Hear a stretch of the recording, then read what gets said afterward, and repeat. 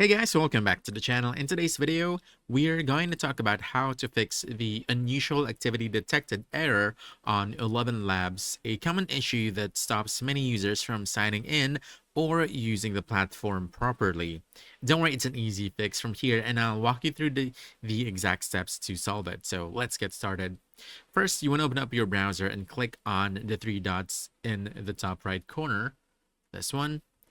Go into settings. Then you want to use the search bar to look for cookies. So type in cookies. There we go. So from here, you want to go and choose third-party cookies. Then you want to choose see all data and permissions. From here, what you want to do is you want to use the search bar again and type in ElevenLabs. There we go. So when you see it in the list, you want to click on the recycle bin icon beside it or the trash icon. This one.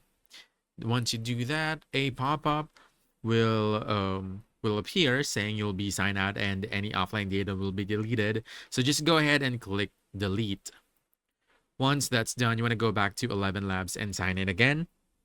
The best and safest option here is to sign in with your Google account. For most users, that alone fixes the problem instantly. So let's go ahead and sign in with Google. All right, there we go.